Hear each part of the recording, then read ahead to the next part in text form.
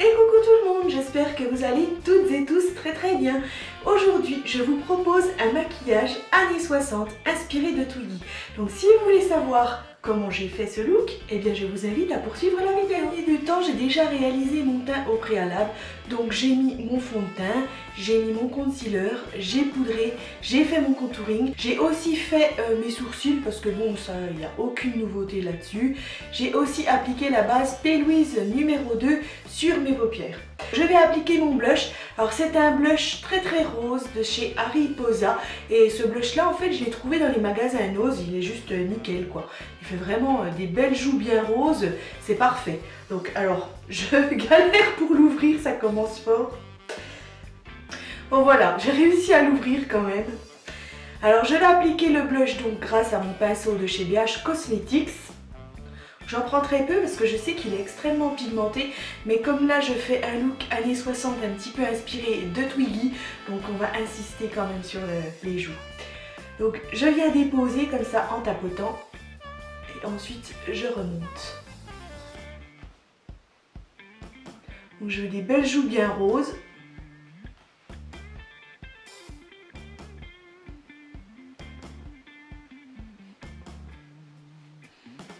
Voilà, là, ça sera parfait.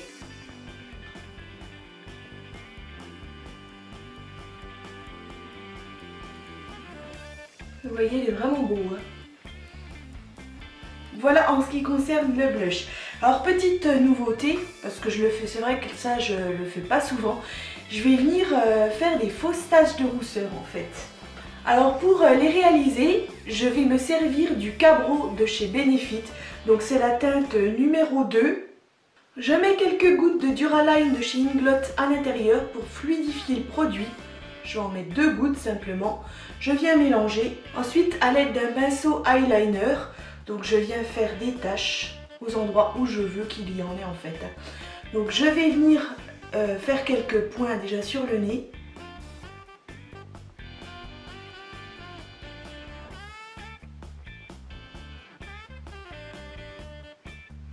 Et ensuite, avec mon doigt, je vais faire des transferts.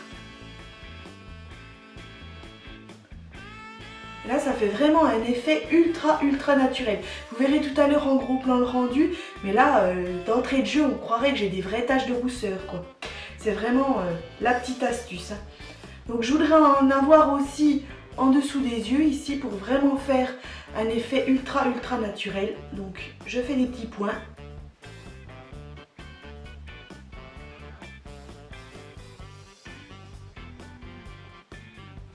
Et ensuite, je viens faire des transferts.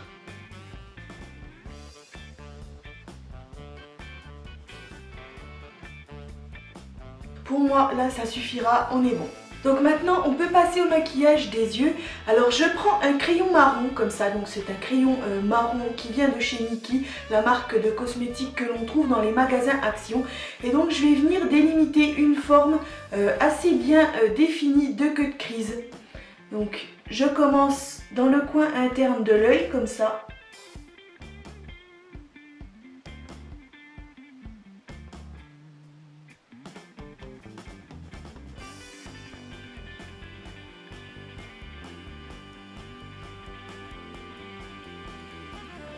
Alors bien entendu, on essaie de faire quelque chose de bien net.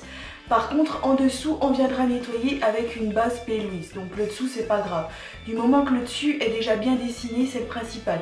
Donc là, il faut avoir vraiment un crayon qui soit bien taillé. Au pire, vous reprenez le taille-crayon et vous venez le tailler plusieurs fois pour avoir vraiment une mine bien taillée à chaque fois pour faire quelque chose de bien net. Donc voilà, je viens de retailler en même temps.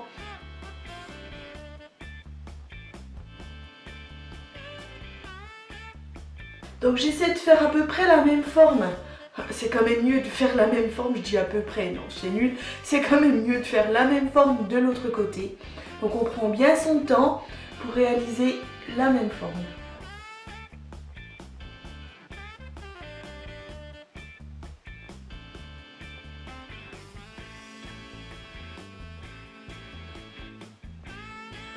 Donc voilà, alors ma forme est réalisée, maintenant je vais venir donc préciser les bords grâce à la base P. Louise 0, donc c'est la base blanche, et un petit pinceau comme ceci plat, langue de chat. Je démarre sur ma paupière mobile comme ça et ensuite je viens préciser ma forme.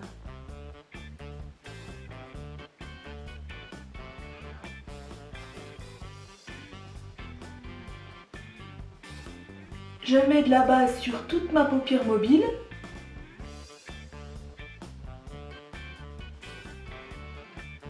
Il faut vraiment que ma forme que j'ai dessinée au crayon soit nette. Hein. Vraiment que le bord soit bien net. Une fois que mon queue de crise est bien précisé avec la base P. Louise 0, je vais prendre donc la palette Reloaded, Max Reloaded comme ça de chez Révolution et je vais venir appliquer cette teinte jaune ici. Donc pour ça, je prends un gros pinceau plat comme ça et je viens donc appliquer cette teinte sur ma base.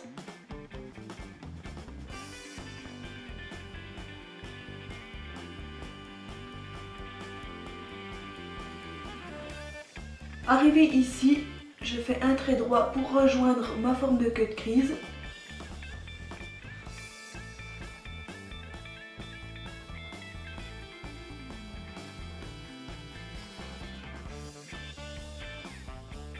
Ensuite, à l'aide d'un petit pinceau plat biseauté, comme ça, je vais appliquer une teinte marron mat, comme celle-ci, le long du ras de cils inférieur.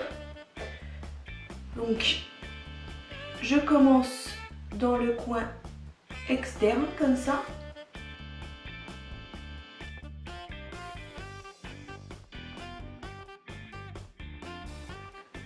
En faisant une légère petite bascule, comme ceci, pour rejoindre le jaune. Et ici, je remonte un petit peu vers ma teinte jaune également.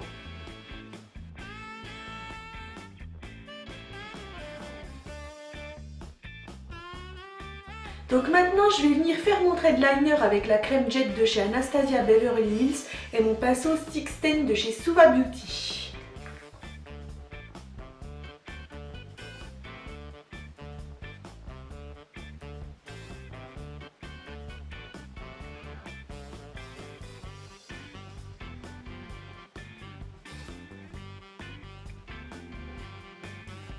Ensuite, je vais appliquer un crayon colle blanc sur les muqueuses inférieures.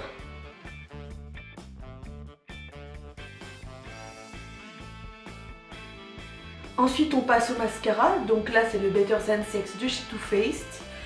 Alors, je vais en appliquer sur les cils supérieurs et inférieurs.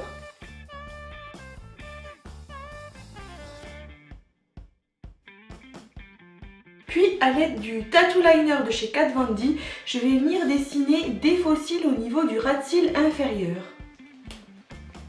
Donc,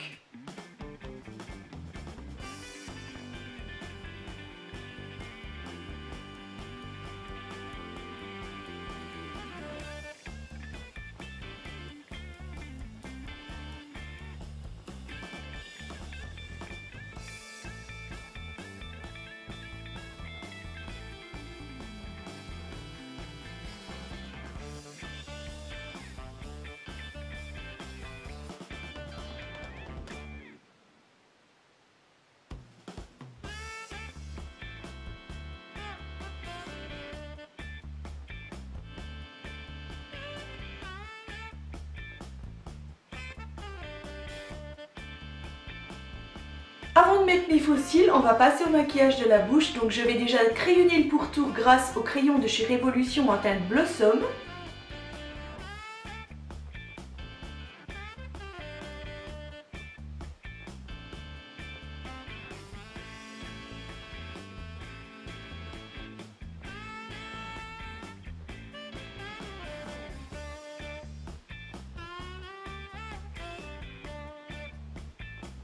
Je crayonne ensuite la totalité de mes lèvres.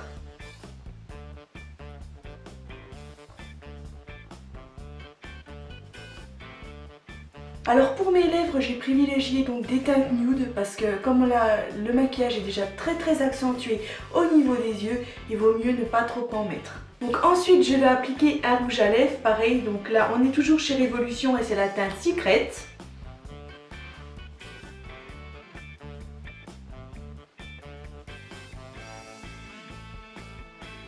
Ensuite, je vais venir appliquer un gloss de chez Bourjois par-dessus mon rouge à lèvres. Donc c'est l'effet 3D Max et c'est la teinte 11 Beige Mellow.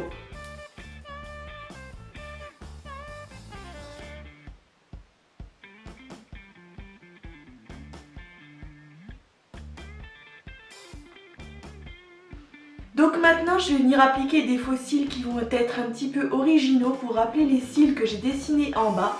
Donc c'est des faux cils comme ceci avec différentes longueurs.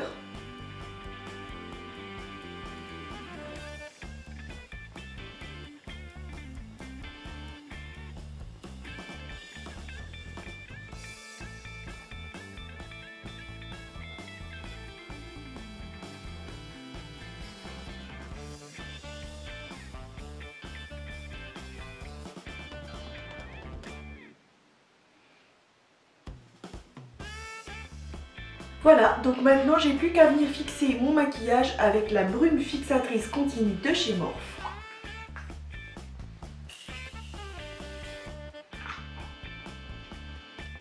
Mon look est terminé, je vais pouvoir venir vous faire les gros plans du maquillage.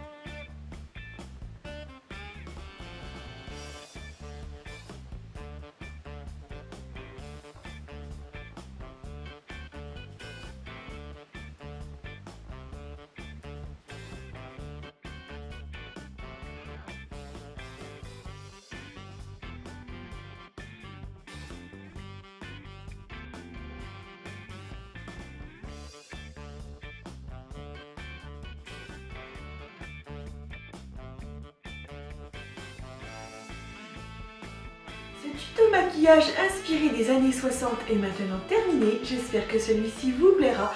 Alors bien entendu, vous pouvez accommoder ce maquillage comme vous voulez. Moi, j'ai mis du jaune parce que j'avais mis des vêtements jaunes aujourd'hui. Bien entendu, vous pouvez le faire avec d'autres couleurs dans les tons pastels. C'est vraiment très à la mode dans les années 60, les tons pastels. Donc après, selon votre tenue, à vous d'accommoder votre maquillage. Donc bien entendu, vous retrouverez donc tous les produits et matériels que j'ai utilisés pour réaliser ce look dans la barre d'infos. Vous pouvez vous abonner à ma chaîne YouTube si ça n'est pas encore fait. Vous pouvez également me retrouver sur Instagram et sur la chaîne IGTV. Et quant à moi, eh bien je vous dis à très vite pour de nouvelles aventures vintage. Bye!